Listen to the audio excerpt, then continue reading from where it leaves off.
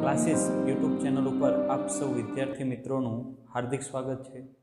આપણે એક સરસ મજાનો જે ટોપિક છે એ પતાવી દીધો છે। એ કયો ટોપિક છે? તો કે વનસ્પતિ પેશી। વનસ્પતિની અંદર જોવા મળતી મોટાભાગની પેશી જે તમારે ધોરણ 9 સંબંધિત જે પેશી આવે છે એ તમામે તમામ પેશીઓ જોઈ લીધી છે। અને ખાસ યાદ રાખજો કે આ જે ચેપ્ટર છે એ બાયોલોજીનું ચેપ્ટર છે, જીવ વિજ્ઞાનનું ચેપ્ટર છે, જેનું તમારે સમયાંતરે પુનરાવર્તન કરવું જરૂરી છે, નહીંતર તમે ભૂલી જશો। એટલે ખાસ સમયાંતરે વાંચતા રહેજો, બરાબર છે। હવે આપણે પ્રાણી પેશી એટલે કે પ્રાણીની અંદર જોવા મળતી પેશીની આપણે હવે ચર્ચા કરવાની છે। પ્રાણીની અંદર આપણે પણ આવી છે, એ સિવાય દરેક વન્યજીવ પ્રાણી, એ સિવાય દરિયાઈ પ્રાણી, તો એ બધા પ્રાણીની અંદર જોવા મળતી પેશીની આપણે ચર્ચા કરવાની છે। એની અંદર ખાસ આપણા શરીરની અંદર કઈ પેશી જોવા મળે છે એના વિશે પણ ચર્ચા કરવાની છે। તો ચાલો આપણે સ્ટાર્ટ કરીએ પ્રાણી પેશી। તો પ્રાણી પેશીની અંદર આપણે પ્રાણી પેશીની વાત કરવાની છે એ જાણતા પહેલાં આપણે એક પ્રશ્ન જોવો પડશે। તો એ પ્રશ્ન શું છે? તો કે તમારી સ્ક્રીન ઉપર જે પ્રશ્ન છે એને આપણે થોડો સમજવો જોશે। તો કે કોષોને ઓક્સિજનની જરૂરિયાત શા માટે હોય છે? આ જરૂરિયાત કેવી રીતે સંતોષાય છે? હવે આપણે બધા જાણીએ છીએ કે આપણે શ્વસનની ક્રિયા કરીએ છીએ। અત્યાર સુધી તમે શ્વસનની ક્રિયાને ફક્ત ને ફક્ત શું સમજતા આવ્યા છો? તો કે ઓક્સિજન લેવો, કાર્બન ડાયોક્સાઇડ કાઢો। તો એ ઓક્સિજન લેવાની અને કાર્બન ડાયોક્સાઇડ કાઢવાની જે પ્રક્રિયા છે એને શ્વાસોશ્વાસની પ્રક્રિયા કહેવાય। એ આપણે જે છાતીવાળો ભાગ છે, બરાબર છે, એના હલનચલન એટલે કે એની અંદર જે ફેફસા છે એનું સંકોચન અને એ ફૂલાય છે, બરાબર છે, એના કારણે શ્વાસ બહાર નીકળે છે અને શ્વાસને આપણે અંદર લઈએ છીએ। તો એ શ્વાસોશ્વાસની ક્રિયા છે। શ્વાસોશ્વાસની ક્રિયા પતે પછી એ ઓક્સિજન છે, જો એની તમામે તમામ હું માહિતી તમને આપું તો આપણે વાતાવરણમાંથી ઓક્સિજન નાક દ્વારા લઈએ છીએ, નાસિકા છિદ્ર દ્વારા લઈએ છીએ। એ નાક દ્વારા ક્યાં જશે? તો કે નાસિકા કોટાર આવેલું હોય, બરાબર છે।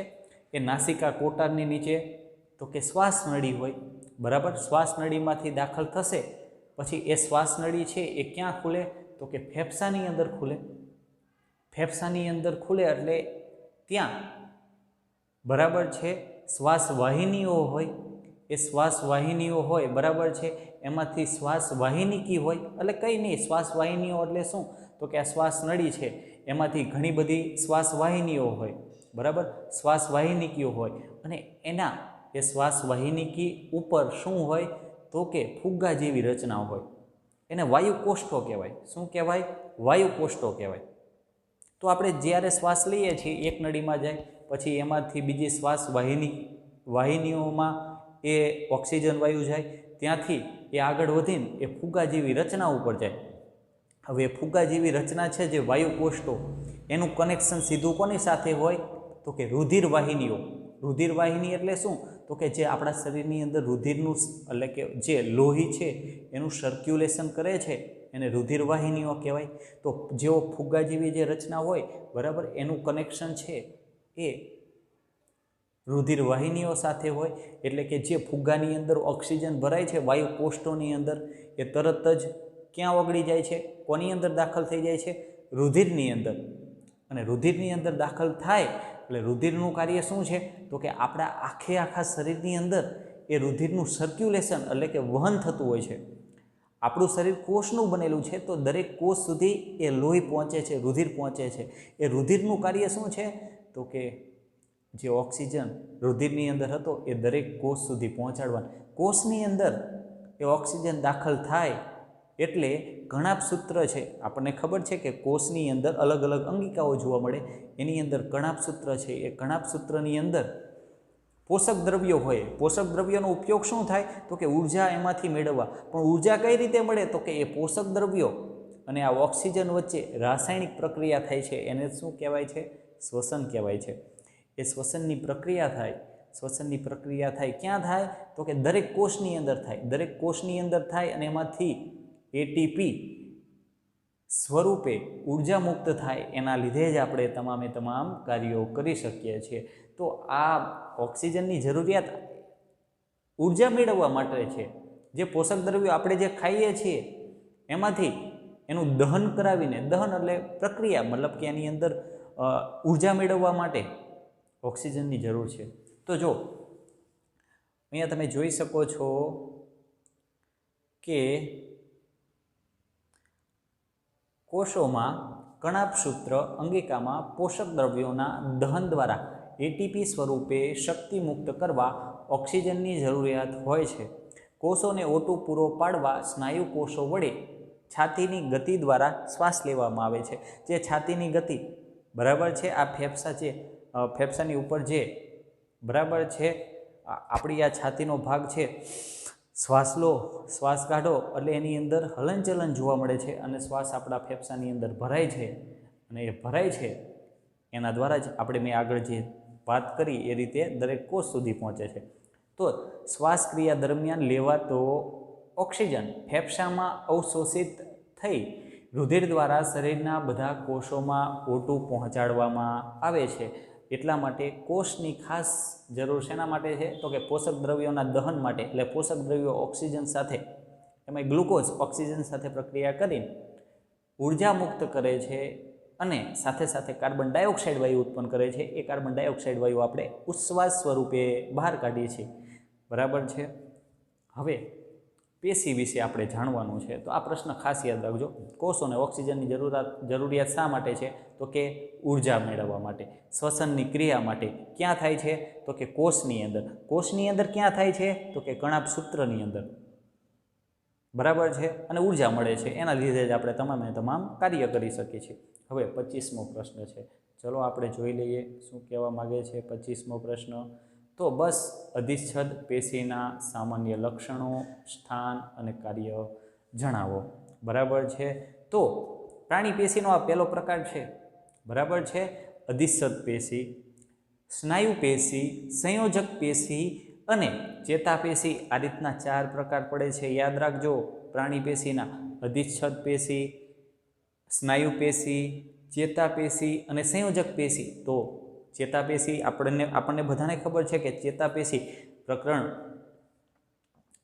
5 છે. કોષની અંદર આપણે જોયું કે ચેતાકોષ, તો ચેતાકોષના સમૂહથી ચેતાપેશી બને છે અને જે સંદેશાના વહનનું કાર્ય કરે છે. સંયોજક પેશી તો કે આપણે જે રુધિર છે એ એક પ્રકારની સંયોજક પેશી છે.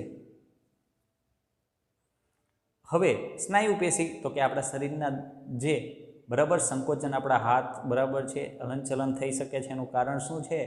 તો કે સ્નાયુ પેશી છે. એ જ રીતે આપણું શરીરનું જે બાહ્ય આવરણ બનેલું છે તો કે એના માટેનું જવાબદાર કારણ શું હશે? તો કે અધિચ્છદ પેશી હશે. બરાબર છે. તો બસ હવે આપણે અધિચ્છદ પેશી વિશે જોઈએ. તો એની વ્યાખ્યા શું છે? તો કે પ્રાણીના શરીરને ઢાંકતી કે બાહ્ય આવરણ સ્વરૂપે રક્ષણ પામતી અથવા તો રક્ષણ આપતી પેશી એટલે અધિચ્છદ પેશી કહેવાય છે અથવા તો ઓળખાય છે. પ્રાણીનું એટલે કે દરેક જે પ્રાણી છે એનું જે શરીર છે, શરીરની રચના શેની બનેલી હોય? ત્વચાની બનેલી હોય. બરાબર, ચામડીની બનેલી હોય. તો ચામડીના જે સ્તર છે એની અંદર કઈ પેશી જોવા મળશે? તો કે અધિચ્છદ પેશી જોવા મળશે. એ જરૂરી નથી કે અધિચ્છદ પેશી છે એ ખાલી ફક્ત ને ફક્ત ચામડીના ઉપરના ભાગમાં, આપણા શરીરની બહારના ભાગમાં હોય. ના, તે શરીરના અંદરના ભાગમાં પણ હોય છે. તો આ મોં છે, તો મોંની અંદર જે આપણા ગલોફા છે, બરાબર છે, મોંની અંદર જે રચના જોવા મળે છે, મોંની અંદર જે પોલાણ છે, બરાબર છે, તો એની અંદર પણ અધિચ્છદ પેશી હોય છે. એ સિવાય આપણી અંગનળી છે એની આજુબાજુમાં પણ અધિચ્છદ પેશી હોય છે. જ્યાં કોમળ રચના હોય ને ત્યાં અધિચ્છદ પેશી હોય. જોઈએ આપણે એના સામાન્ય તે શરીરના અંદર રહેલા મોટા ભાગના અંગો અને તેમના પોલાણોને ઢાંકે છે. મેં તમને કીધું ને શરીરના અંદરના ભાગમાં હોય. બરાબર, એ શું કરે? શરીરની અંદર જે પોલાણો અને અંદર જે ઘણા બધા જે ભાગો છે એને ઢાંકવાનું કામ કરે છે. એના લક્ષણો કેવા હોય છે? બરાબર છે. તો ખાસ યાદ રાખજો, અધિચ્છદ પેશીના કોષો એકબીજા સાથે ચુસ્ત રીતે જોડાઈને આચ્છાદિત આવરણનું નિર્માણ કરે છે।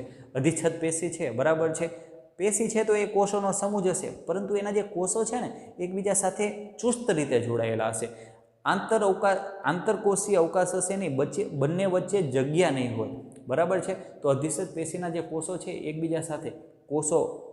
એકબીજા સાથે ચુસ્ત રીતે જોડાઈને આચ્છાદિત, બરાબર, આવરણનું નિર્માણ કરે છે, એક પેશીનું નિર્માણ કરે છે।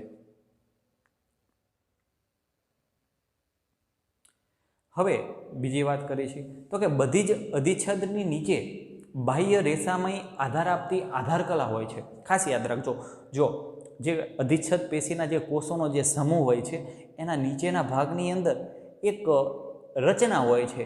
એ શું કરે છે તો કે રેસામય રચના હોય છે, અને એ જે પેશી હોય છે, પેશી, બરાબર, કોષોનો સમૂહ છે એને આધાર આપવાનું કાર્ય કરે છે। એને શું કહેવાય છે તો કે આધારકલા કહેવાય છે। હવે એવું નથી કે આપણા શરીરની અંદર, ત્વચાની અંદર અધિચ્છદ પેશી જોવા મળે છે તો બીજી પેશી નથી જોવા મળતી, સ્નાયુ પેશી જોવા મળે જ છે। અધિચ્છદ પેશી હોય ત્યાં સ્નાયુ પેશી હોય જ, એટલા માટે જો આપણે આપણા હાથને મૂવમેન્ટ કરી શકીએ છીએ, બરાબર છે, જો આપણે ડોકને પણ મૂવમેન્ટ કરી શકીએ છીએ, ફેરવી શકીએ છીએ, તો અધિચ્છદ પેશી છે ત્યાં બીજી પણ પેશી હોય તો એ પેશી અને અધિચ્છદ પેશી એ બંને એકબીજાથી અલગ કઈ રીતે પડે તો કે આધારકલાથી, બરાબર છે। અધિચ્છદ પેશીનું સ્તર હોય એના નીચેના ભાગમાં આધાર આપતી એક આધારકલા હોય, હવે એના નીચેના ભાગમાં તો કે બીજી પેશીઓ હોય તો કે જે અન્ય પેશીને તેનાથી અલગ કરે છે। એ સિવાય અધિચ્છદ કોષો વચ્ચે, બરાબર છે, સિમેન્ટ દ્રવ્ય ખૂબ જ ઓછી માત્રામાં હોય છે। કોષો વચ્ચે, બરાબર છે, અધિચ્છદ પેશીના જે કોષો છે એની વચ્ચે સિમેન્ટ દ્રવ્ય હોતું નથી, હોય તો પણ કેવું હોય છે, ખૂબ જ ઓછી માત્રામાં હોય છે। અને મોટે ભાગે કોષો વચ્ચે આંતરકોષીય અવકાશનો અભાવ જોવા મળે છે। આગળ પણ મેં તમને કહી દીધું, આ એના લક્ષણો થયા। કયા કયા લક્ષણો આપણે જોયું, બરાબર છે, આંતરકોષીય અવકાશનો અભાવ જોવા મળે છે, સિમેન્ટ જેવું જે દ્રવ્ય છે એની માત્રા પણ ઓછી જોવા મળે છે, એટલે કોષો વચ્ચે એક દ્રવ્ય હોય છે સિમેન્ટ જેવું, બરાબર છે, એની માત્રા પણ અધિચ્છદ પેશીના કોષો હોય તો ઓછી જોવા મળે છે। એ સિવાય અધિચ્છદ પેશીનું નીચેના સ્તરની અંદર એક બાહ્ય રેસામય આધારની એક રચના હોય છે, એને શું કહેવાય છે, આધારકલા કહેવાય છે। હવે એનું સ્થાન મેં તમને હમણાં કીધું, સ્થાન પણ ફરીવાર આપણે સ્થાન વિશે ચર્ચા કરીએ તો ત્વચાની અંદર, બરાબર છે, ત્વચા એટલે કે ચામડીની રચનામાં, એ સિવાય જે મોંનું અંદરનું જે સ્તર છે આ, બરાબર, એની અંદર, એ રીતે આપણી જે અન્નળી છે, બરાબર છે, તો અન્નળી એક પોલાણવાળો ભાગ કહેવાય, તો ત્યાં પણ એની રચના છે, એના જે બાહ્ય સ્તરની અંદર અધિચ્છદ પેશી હશે, બીજી એ પેશી હશે, એવું નથી કે ખાલી, બરાબર। એ સિવાય રુધિરવાહિનીઓનું અસ્તર, બરાબર છે, રુધિરવાહિની એટલે આપણા શરીરની અંદર રુધિરના સર્ક્યુલેશન માટે શિરાઓ અને ધમની છે, બરાબર છે, એ સિવાય રુધિરવાહિનીઓ છે ને, બરાબર, એને રુધિરવાહિનીઓ જ કહેવાય। તો એનું જે બહારનું જે સ્તર હોય છે, બરાબર છે, તો એની રચના પણ અધિચ્છદ પેશીની બનેલી હશે। ફેફસાના વાયુકોષ્ઠો, હમણાં વાત કરીને કે આપણા શરીરની અંદર ફુગ્ગા જેવી રચના, આપણા ફેફસાની અંદર જે શું કહેવાય, શ્વસન નલિકા અથવા તો શ્વાસ વાહિનીકી, એના ઉપરના ભાગની અંદર ફુગ્ગા જેવી રચનાઓ જોવા મળે છે, તો એ ફુગ્ગા જેવી રચનાને શું કહેવાય, વાયુકોષ્ઠો કહેવાય। એ વાયુકોષ્ઠો છે એની રચનામાં પણ, બરાબર, એના સ્તરમાં પણ અધિચ્છદ પેશી હશે। એ સિવાય મૂત્રપિંડ નલિકામાં પણ તમને અધિચ્છદ પેશી જોવા મળશે, એના બનેલા હશે, બરાબર છે। હવે આપણે જોઈએ, જો સરસ મજાની એક આકૃતિ આપેલી છે, ચલો આપણે આ જાણકારી માટે આપણે આ સમજીએ શું કહેવા માંગે છે। જો અલગ અલગ રચના આપેલી છે, આ મૂત્રપિંડ છે જે આપણા નીચેના ભાગમાં, આપણે જેને કિડની કહીએ છીએ, એ સિવાય યકૃત છે, એ સિવાય ફેફસા, તો કે ફેફસા ક્યાં હોય, છાતીવાળા ભાગમાં હોય। એ સિવાય સ્નાયુ ક્યાં હોય તો કે સ્નાયુ આપણા આખા શરીરની અંદર છે, એમાંય ખાસ આપણને સ્નાયુઓ અહીંયા હાથની અંદર દેખાડેલા છે, મસલ્સ આપણે કહીએ છીએ ને, મસલ્સ, બરાબર છે, મારે મસલ્સ બનાવવા છે એવી વાત કરતા હોઈએ છીએ, તો મસલ્સ, બરાબર છે, એને મસલ્સ એટલે સ્નાયુઓ। એ જ રીતે સ્વાદુપિંડ, તો યકૃતના નીચેના ભાગની અંદર, બરાબર છે, ડાબી બાજુ સ્વાદુપિંડ હોય છે, એ રચના દેખાડેલી છે। તો આ બધી રચના છે, આ બધા अलग अलग अंगो है शेना बनेला हशे? पेशीना बनेला हशे। कई पेशीना? तो कि आ जे प्राणी पेशीनी अंदर स्नायु पेशी, अधिसत पेशी, संयोजक पेशी अने चेतापेशी। चेतापेशी बधाथी अलग पड़े छे। हवे कार्यो जोई लईए अधिसत पेशीना। तो कि अधिसत पेशी छे ए विविध शारीरिक तंत्रोने एकबीजाथी अलग करवा अवरोधનું निर्माण करती होवाथी जे पदार्थ शरीरमां प्रवेशे के बहार निकळे ते अधिस्तરના स्तरमांथी पसार थाय छे। बराबर छे। चलो, अधिसत पेशी छे ए विविध शारीरिक तंत्रो ने शारीरिक आपણા शरीરની અંદર જે તંત્રો છે બરાબર છે એ એકબીજાથી અલગ કરવા અવરોધનું નિર્માણ કરતી હોવાથી જે પદાર્થો શરીરની અંદર દાખલ થાય અને જે પદાર્થો બરાબર છે શરીરમાંથી બહાર નીકળે છે તે આજે પેશીનું જે અધિસદ્ય જે સ્તર હોય છે એમાંથી પસાર થાય છે। આથી વિવિધ પ્રકારની અધિસદ પેશીના કોષો વચ્ચેની પારગમ્યતા બાહ્ય વાતાવરણ અને શરીર તેમજ શરીરના વિવિધ અંગો વચ્ચે પદાર્થોની આપલેમાં મહત્વની ભૂમિકા ભજવે છે। ફરીવાર કહું છું તો અધિસદ પેશી છે શરીરના તંત્રોને એકબીજાથી અલગ કરવા અવરોધોનું નિર્માણ કરતી હોવાથી જે પદાર્થ શરીરની અંદર પ્રવેશે અને જે બહાર નીકળે છે તે અધિસદના સ્તરમાંથી પસાર થશે। આથી શું થશે તો કે વિવિધ પ્રકારની જે અધિસદ પેશીના જે કોષો વચ્ચેની પારગમ્યતા બરાબર છે, બે કોષો વચ્ચે જોડાણ હોય છે, એ જ રીતે બાહ્ય વાતાવરણ અને શરીરની અંદર તેમજ શરીરના વિવિધ અંગો વચ્ચે પદાર્થોની આપલેમાં મહત્વની ભૂમિકા ભજવે છે। તો બસ આપણે ખાસ શું યાદ રાખવાનું છે તો કે અધિસદ પેશી છે એ શરીરના જે શારીરિક તંત્રો છે બરાબર છે એકબીજાને અલગ કરવા માટે અવરોધનું નિર્માણ કરે છે। એટલા માટે અવરોધનું નિર્માણ થાય છે તો એ અધિસદ પેશીમાંથી એ બધા દ્રવ્યોને આપલે થતી હશે, એમાંથી પસાર થવું પડશે।